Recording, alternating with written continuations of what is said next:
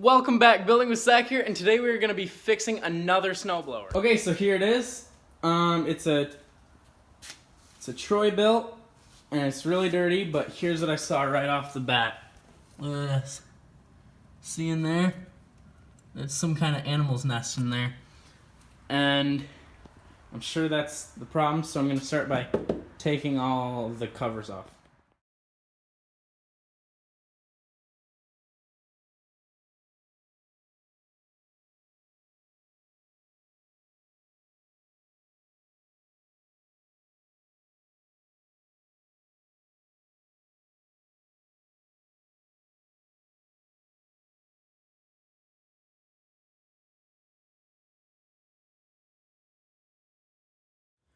Okay, so I had to take the entire engine off and disconnect it from everything to get this whole fan shroud out, because you can't get to the bolts to take the starter off to get the fan shroud off. So, honestly, at this point, and to get the engine off, you need to take the pulley off, and it's all rusted on. So at this point, I'm just gonna get what I can out with a screwdriver and blow it all out. Which, I mean, should be fine, but then also from the top, which just sucks because I spent an hour taking this off when I still can't even get it off. So that kind of sucks. Well, I just got the fan shroud off, had to take the starter off. That's a problem. Right there. It's like carpet or something is what they made it out of. So yeah, that was just packed all up in there. Hopefully it stopped running because either the carb was dirty or it wasn't getting spark.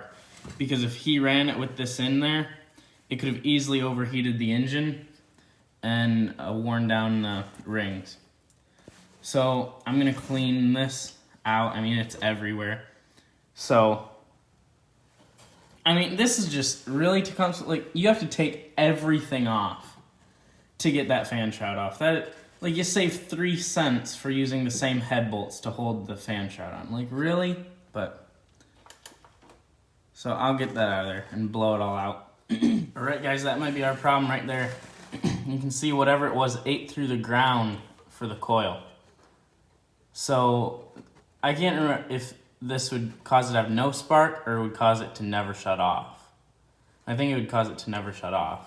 So, that might not be our problem, but that definitely needs to be replaced right there. Okay, so I just went to a bunch of different stores and no one had that like 90-degree angle like connector. So thankfully I had one from a Predator engine. So I just cut it. It's not pretty, but it should do the job, and I just spliced it in. So I'm gonna show the whole thing getting put back together, and it's gonna take a long time.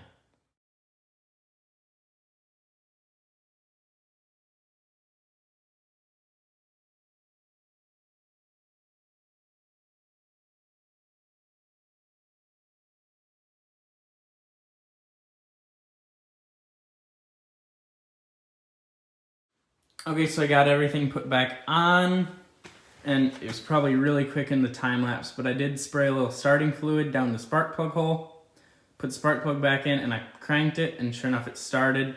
So we know that it will run, so now it's worth spending the time to clean the carburetor. The one thing is that doesn't reach anymore. So sadly I'll have to lengthen that, which will look ugly, but it'll work. So let's get into this carburetor right here. The nice thing is if we can't fix this, but I'm sure we can, the Tecumseh carburetors are really cheap on Amazon. So let's get this taken apart. All right, so let's get this thing taken apart. I think this nut should be 1/2 inch. Yep.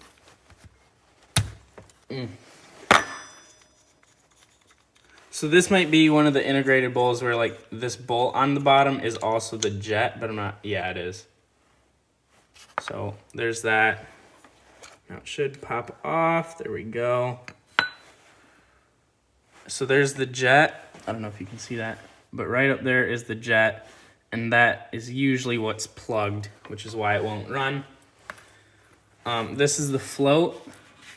So this shuts off the fuel when this bowl gets full.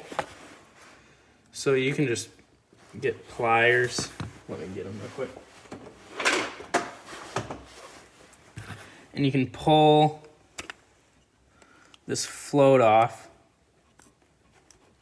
so you can clean everything better. See, there's that little pin that comes out. And keep track of all this stuff because you'll lose it. So there's the float. And then this is the actual needle. That is what stops the fuel from flowing when it gets full. So as you can see, there's a lot of holes. And here's what I do. I spray WD-40 in all of them and then blow all of them out with an air compressor, including that one, which is the fuel in. But yeah, and since this is a snowblower, most snowblowers don't have air filters. So, I mean, this one's really dirty. So I'll probably shoot some carb cleaner in there too. But, so I'll do that off camera because, I mean, it's straightforward. You just squirt WD-40 in every hole. All right, so I just did that, takes 5 minutes. So now we're gonna reassemble it.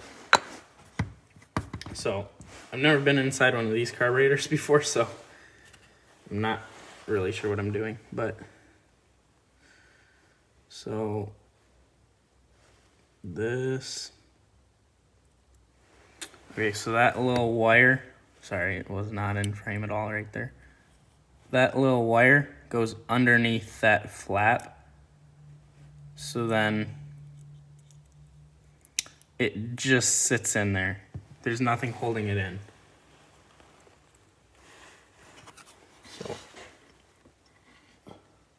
So just drop that in.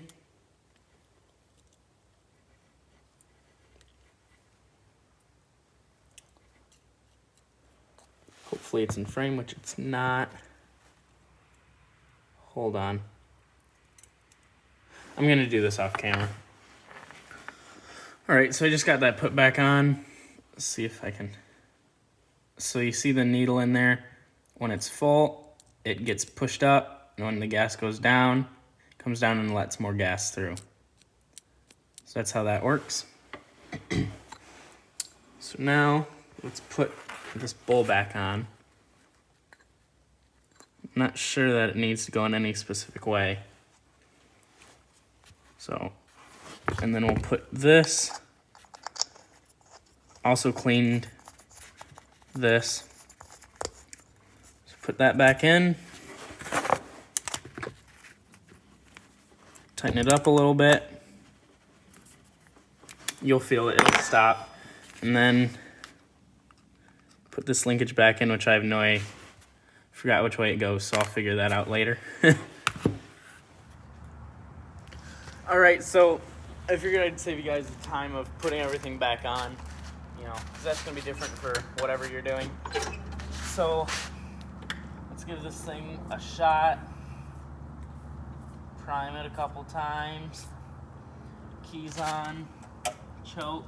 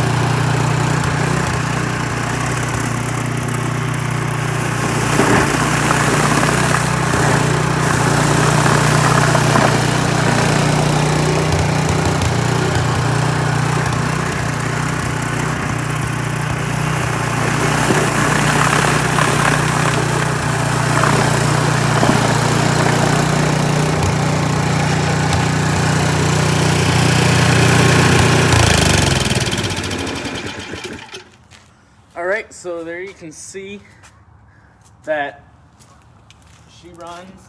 The reason it's not blowing it out here is just because it's so slushy. I mean, you know, it's super slushy, but it's just getting clogged.